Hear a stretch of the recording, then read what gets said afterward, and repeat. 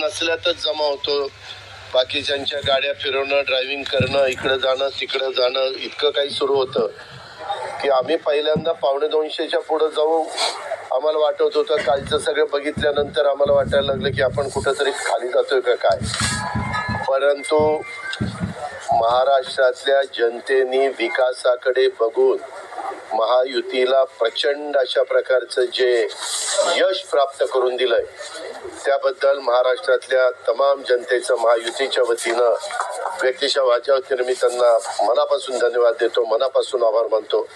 सगळेच कार्यकर्ते राबले, उमेदवार राबले, सगळे सहकारी घटक पक्षाचे, मित्र पक्षांचे सगळे आमचे सहकारी त्याच्यामध्ये स्वतःला झोकून दिलं आणि सगळ्यांनी ही निवडणूक आपली स्वतःची निवडणूक आहे असं समजून त्या ठिकाणी कामाला लागले.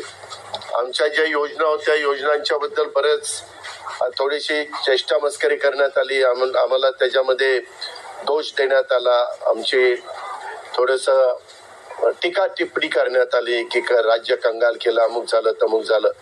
परंतु नंतर त्यांचे जाहीरनामे बाहेर आल्यानंतर आम्हाला ते दिसलं की हे काय चाललेलं आहे, कसं चाललेलं आहे, कुठलाही हिशोब न ठेवता अशा प्रकारचे जाहीरनामे बाहेर आले आणि आपण सगळ्यांनी त्या ठिकाणी पाहिलं.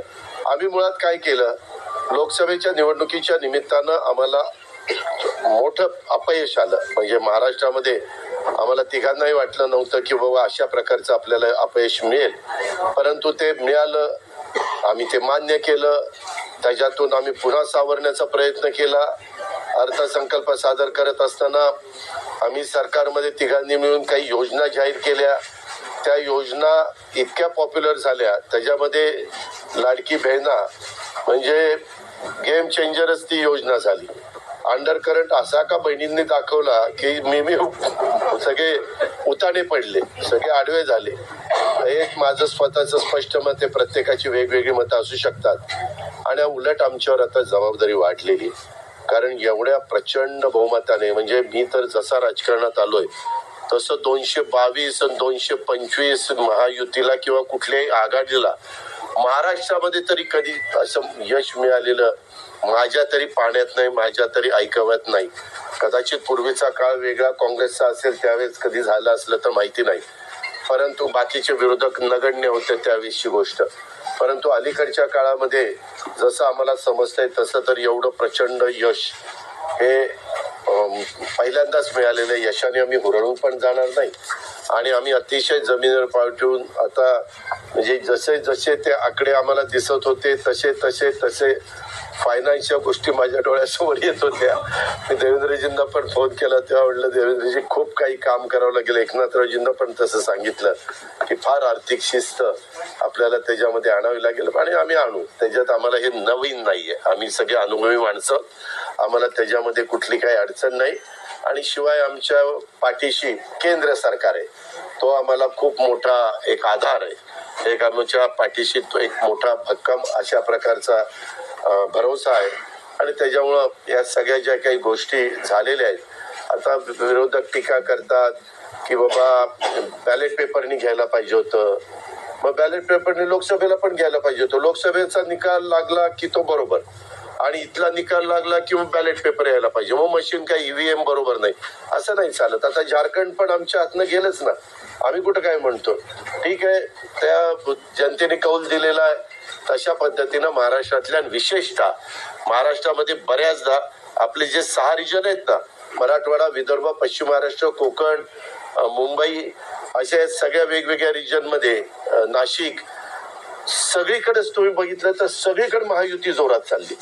असं कुठं नाही की मागच्या वेळेस कसं झालं, आम्हाला झटका दिला तो मराठवाड्याने दिला, आमची एकच जागा त्यावेळेस भुमरे साहेबांची आली संभाजीनगर सिटीतली, बाकीकडे सगळीकडे आम्हाला दारुण पराभवाला सामोरं जावं लागलं. आणि तसं अशा वेळेस झालं नाही. तुम्ही जर अंदाज घेतला तर सगळीकडेच चांगल्या प्रकारे महायुतीला यश मिळालं. काही जागा गेल्या त्या फार थोड्या मतांनी त्या बाबतीमध्ये गेलेले आहेत असंही चित्र. आणि मीडियावाल्यांनो मला एक, तुम्हाला इलेक्ट्रॉनिक पण आहे, प्रिंट पण मीडिया आहे, मला एक कळत नाही, तुम्ही खऱ्या बातम्या देत चाला ना, जे खऱ्या देत नाही त्यांना मला म्हणायचं तुम्ही बाकी सगळे खऱ्या बातम्या देतात त्याच्याबद्दल दुमत नाही. पण मी टीव्ही चालू केलं आणि अजित पवार पोस्टल बॅलेट मध्येच माग, मी विचारतोय तिथं फोन करून, ते म्हणले नाही दादा आपण पुढे आता माझं लीड 1,02,000 मताधिक्य मी मिळवलंय आणि खुशाल तुम्ही दाखवताय अजित पवार माग, अजित पवार माग.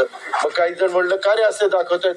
टीआरपी त्याच्याशिवाय वाढत नाही. अरे तुमच्या टीआरपीला आम्हाला का मातीत घालताय, आमची का बदनामी करताय?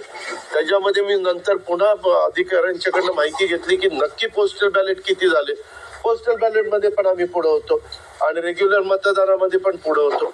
सांगायचं तात्पर्य की बाबा तुमच्यावर सगळ्या चॅनलवर जनतेचा एवढा विश्वास आहे, म्हणजे विश्वास नाही ते सकाळच्या 9 वाजताच्या भोंग्यावर विश्वास नाही, पण बाकीच्यांवर फार विश्वास आहे. माझं एवढंच म्हणणं आहे की खऱ्या बातम्या दिल्या तर काही वाईट होणार नाही. पण खूप चांगलं यश मिळालं. अजून पण काही काउंटिंग चालू आहे, काही ठिकाणी रिकाउंटिंग मागितलेलं. ठीक आहे, तो त्यांचा प्रत्येकाचा अधिकार आहे. पण खरोखरीच सगळ्याच राज्यातली जबाबदारी आम्हा महायुतीवर वाढलेली आहे आणि त्या उलट आम्हाला अधिक जास्त बारकाईनं इथून पुढे काम करावं लागणार आहे. कारण एवढं दैदिप्यमान यश या सगळ्यांनी मिळवून दिलेलं आहे आणि जनतेचे मानावे तेवढे आभार कमीच आहेत. म्हणजे काय आता त्यांच्याकरता, म्हणजे त्यांच्या ऋणातच आम्ही राहू इच्छितो.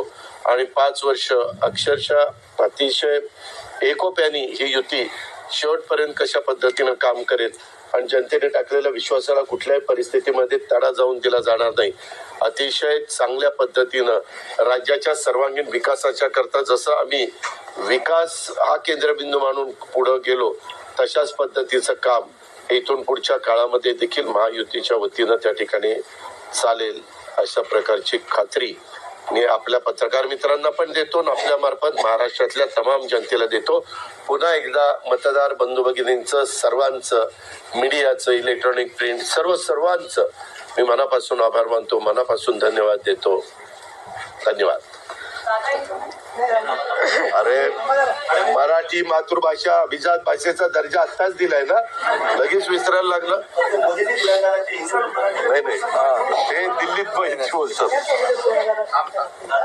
मी माझी भावना मगाशीच मांडली आहे की केवळ आता एवढंच सांगेन की महाराष्ट्राच्या जनतेसमोर आम्ही नतमस्तक आहोत.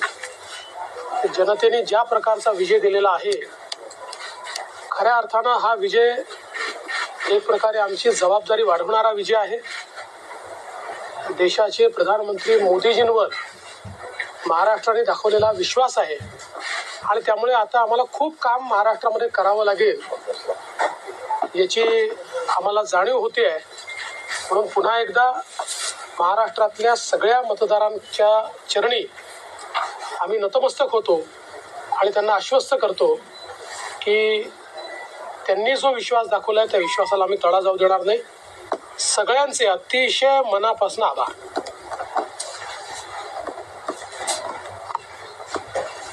खरं म्हणजे आजचा हा महाराष्ट्रातला ऐतिहासिक दिवस आहे आणि ऐतिहासिक विजय देखील आहे. आतापर्यंतच्या अनेक वर्षांच्या निवडणुका आपण पाहिल्या, परंतु ही निवडणूक लोकांच्या हातात घेतली अशा प्रकारची निवडणूक होती. म्हणजे लँडस्लायडिंग जो काही हिस्ट्री आपण म्हणतो ऐतिहासिक, याला काय शब्द वापरायचे मला कळत नाही, परंतु लोकांनी मतांचा प्रेमाचा वर्षाव महायुतीवर केला. कारण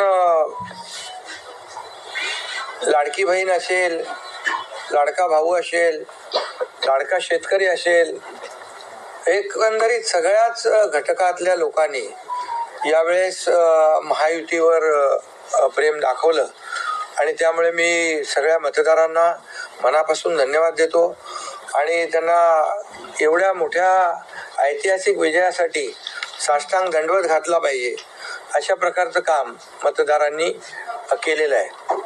खरं म्हणजे गेल्या 2 वर्षामध्ये मी देवेंद्रजी, अजितदादा, आम्ही जे काम केलं या सर्वसामान्याला काय मिळालं? याचा विचार आम्ही केला आणि मला अभिमानाने या ठिकाणी सांगायचं आहे की मोदी साहेबांनी केंद्र